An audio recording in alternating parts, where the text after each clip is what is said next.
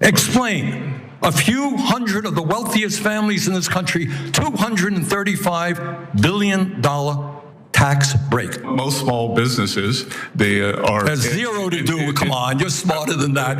This is the top 0.2%. This is not a mom and pop store.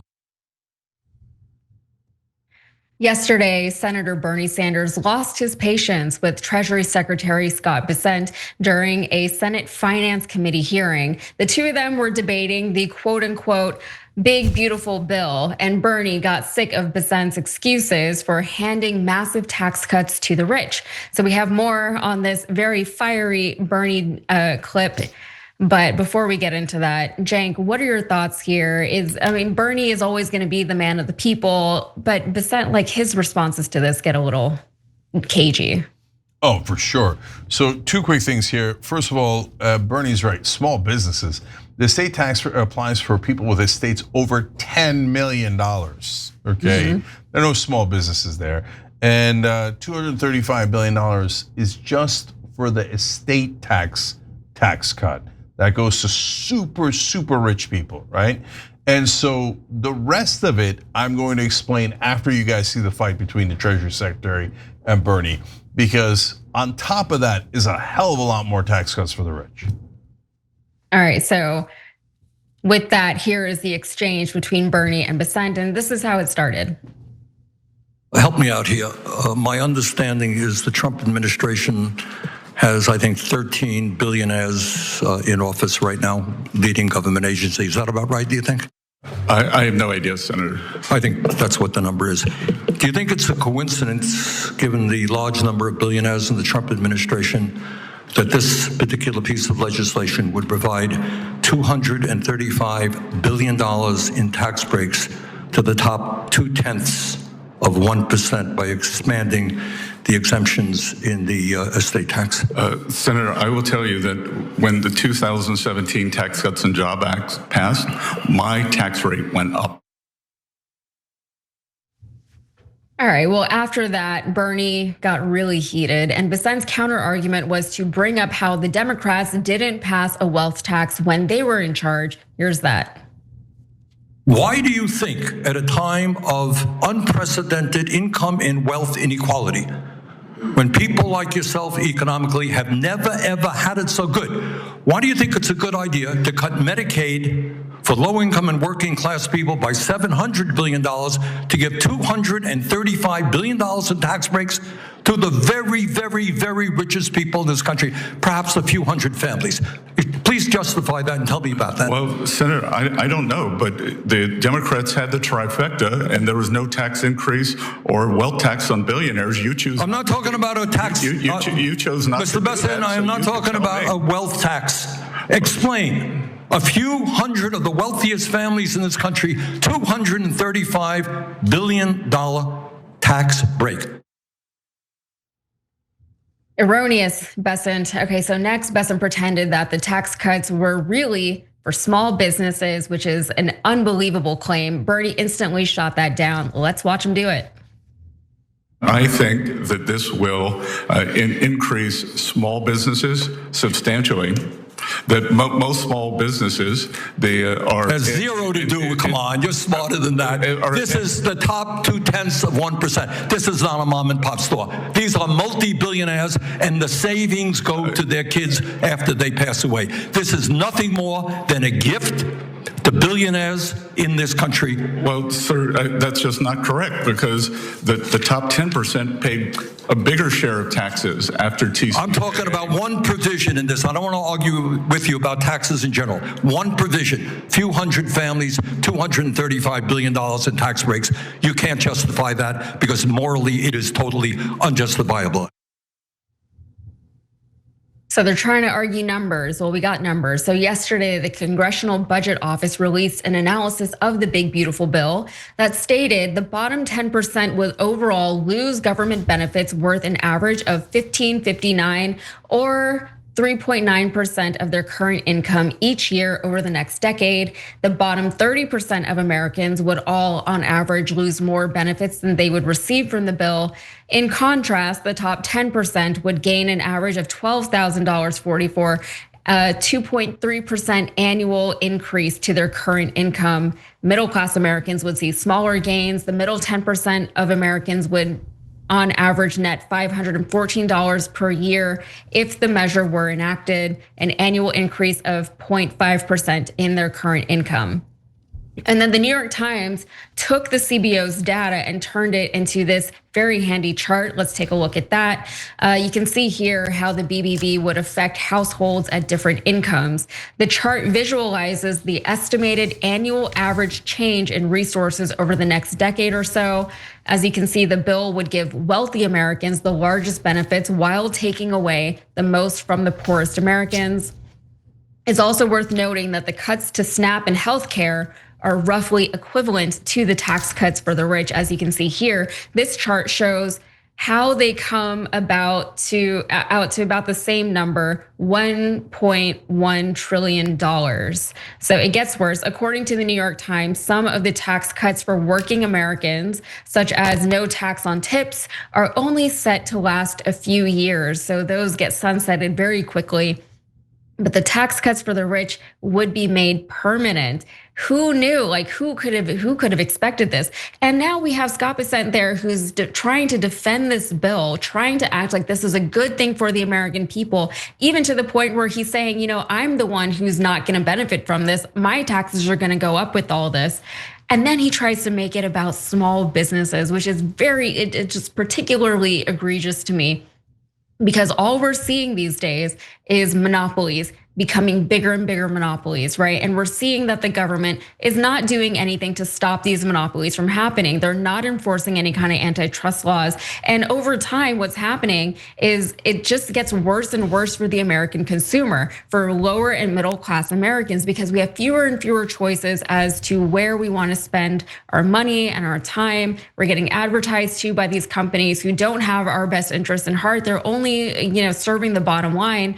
And granted, they're businesses, so that is their MO, right? That's what they're supposed to do. But I think I'm just particularly prickly about this right now because you guys, I sew, and I've been following this whole story with like the fall of Joann's Fabrics and how Michaels now is taking all of their stuff, and it's the idea that small business is meant to proliferate in this kind of economy and this kind of environment is ridiculous. It's not going to happen.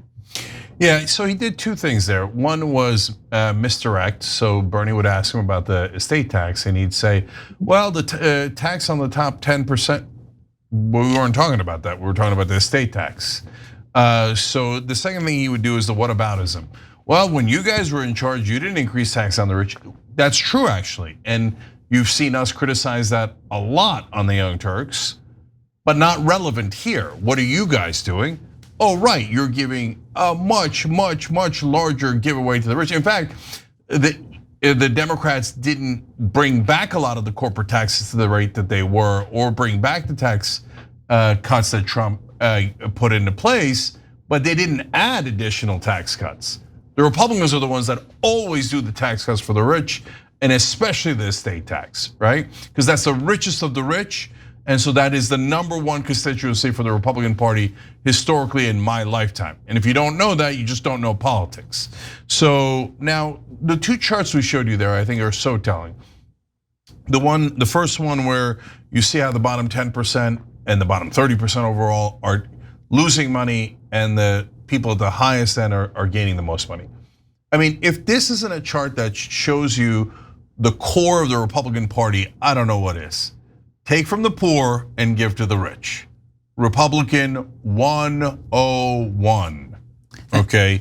And so, yeah, go ahead, Michael. Yeah, and let's keep, if we can keep that chart up there for one more second, if we could bring that up possibly. So 3.9% in the bottom 10%.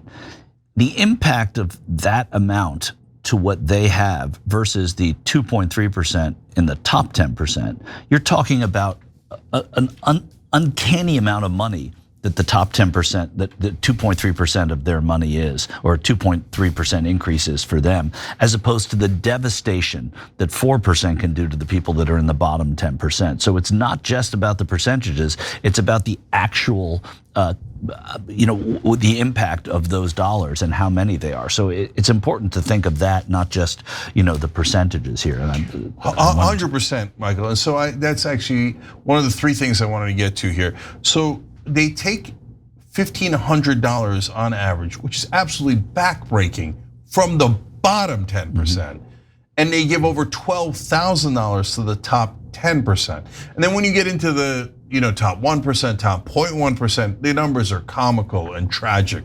I mean, we're giving them an unbelievable tax cut that they don't need, and we're literally taking it from the poorest Americans to do it, which then brings me to the second chart that we showed you guys, and that's actually conservative. I've seen an estimate that people making about $500,000 are going to actually get a $1.7 trillion tax cut. But okay, let's stick with the conservative numbers of 1.1. I mean, look at that. They are literally taking from Medicaid and SNAP, the people who need food and healthcare, and transferring it over to people making over $500,000 a year. Bernie had a line in that back and forth with the Treasury Secretary where he explained that if you take healthcare away from 15 million people, which is one outcome of this bill, 10 million for sure from those specific Medicaid cuts, and another 5 million from how it affects Obamacare, right? If you do that, estimates from Yale and Penn are that 50,000 Americans will die because they don't have health insurance because it got taken away there. So on top of taking it from the poor to give to the rich, we're gonna let 50,000 Americans die so that people above $500,000 could get over $1 trillion in tax cuts. And now for the final piece of chicanery here, how are they tricking you? Trump's like, oh, I'm a populist man. I'm gonna give tax cuts on tips. And so a lot of people, whenever I talk about how it's to give away to the rich online, are like, no way, man. They're gonna take away taxes on tips. That's for the average guy. In the bill, tax cuts for the rich are permanent. Tax cuts on tips are only for a couple of years.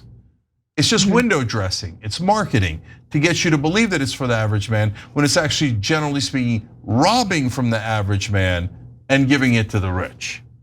Michael. Not to mention the people that won't be able to afford to go out and leave you a tip because of what this does to their household income.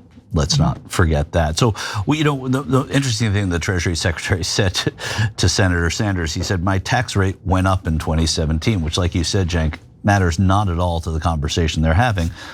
Because this is talking about when the Treasury Secretary is dead. This has nothing to do with what happened to his tax rate in 2017. This isn't what Senator Sanders was saying. This is about simply the estate tax. And again, you saw the Treasury Secretary Scott Bessent say to the senator, he said that this is good for small businesses, which he was cut off then by Senator Sanders, and then it makes you think of what they're looking for there. Because what he was going to continue saying, even though I don't have his script, he was gonna say that because of these cuts, small businesses are gonna be able to thrive because it's gonna be more discretionary spending for people who spend without discretion. And the point there is that trickle-down economics has never, ever, ever, ever worked in the United States. It has never worked in our short history. The Army is 250, we're 249. It's never worked, and that's what they keep falling back on and keep relying on. And then the trickle-down continues after they're dead, because they're saying they want everything they leave behind to trickle down to the people that they're leaving behind, their descendants. Thank you. So they want it all to go to their descendants. They want all of this to go to their descendants, which is again consistent in trickle down. And that's where Senator Sanders is saying, no, that's not what we want in this country. And it's 200 families and it's 230, what's the number, 235 billion? That's right. Yeah, so it's just absurd, but it's a philosophy that you can't shake from these people. And that is why, again, having these committee hearings and getting people to understand this is super important. Yeah, I couldn't believe it when I heard Bessent talking. Like, I can't believe that trickle down is again just being repackaged and redelivered to the American people, as if like we haven't heard this a million times before for the past several decades. Republicans are just doing the absolute most to justify these tax cuts, even though they know that people are literally going to die because of them. Many of them, by the way, Republican voters. And they have to know that this isn't gonna go over well for their base. They can't justify it because there is no justification for what they're doing. But Trump, he obviously doesn't care about the future of the Republican Party. He talks about a third term, but I think he knows that he doesn't have a third term in him. But Republicans who back this bill, what is their plan? How are they planning to win their own reelection campaigns after all this is over? That's a good question. So, Cenk, what do you think? Move on to the next story? Yeah, no, real quick, last couple of things here, of course. So look, the bill is very unpopular, so that's good news. But it'll pass anyway, doesn't matter. All of these giant tax cuts for the rich are unpopular, they pass. But I want you guys to understand the 235 billion is on top of the 1.1 trillion. So it just keeps, there's just different layers of giveaways for the rich in this bill. And then finally, the middle of the percentiles that we talked about there, the very middle class, it's a 0.5% bump from the bill, right? But the rich get 2.3%, the top 10%. So even like when you hear them saying like, oh, this is for the middle class, remember, no, the top 10% get about 5 times more than the middle class. And that's before you take into account the estate tax and all the other giveaways for the rich. Right, and they shouldn't get any more. They shouldn't get one more. Exactly. Every time you ring the bell below, an angel gets his wings. Totally not true, but it does keep you updated on our live shows.